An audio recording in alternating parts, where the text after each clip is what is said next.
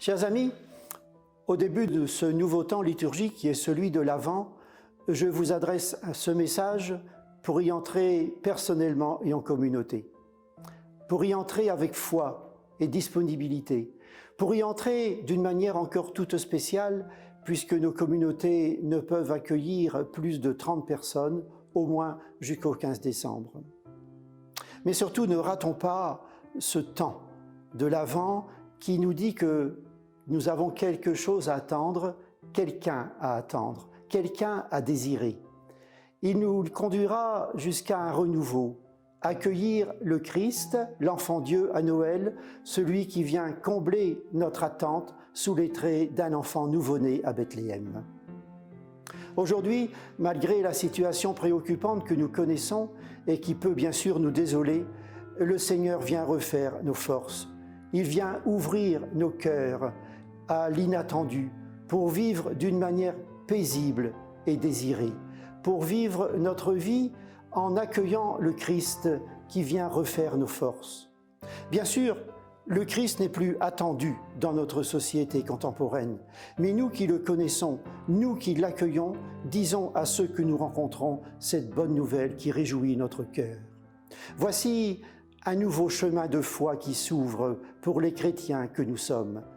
Un temps nouveau d'espérance, une espérance vraie, parce qu'une espérance fondée sur la fidélité de Dieu et sur le sens de nos responsabilités. Restons éveillés et disponibles pour être prêts, pour ne pas résister surtout quand le Seigneur vient refaire nos forces, même en bouleversant nos plans. Ainsi, rappelons-nous Isaïe qui nous appelle à la confiance.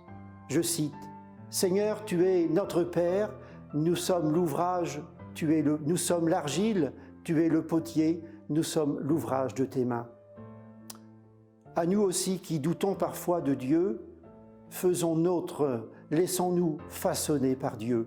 La prière que nous faisons n'a pas pour but de mettre Dieu à notre service, mais plutôt de nous laisser couler dans ce que Dieu attend de nous et il nous en donnera la force. Oui, chers amis, demeurons en état de veille, restons éveillés auprès de tous, un temps de veille heureux, dynamique, pour retrouver sens à notre existence. Seigneur, tu es le compagnon de nos attentes. Fais-nous entendre ta voix qui remet debout, qui ouvre l'horizon de la tendresse.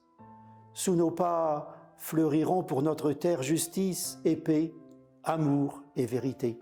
Et laissez-moi terminer par cet appel de Paul qui nous dit que la paix et la grâce soient avec vous de la part de Dieu notre Père et de Jésus-Christ le Seigneur. Bon temps d'Avent à tous. Merci.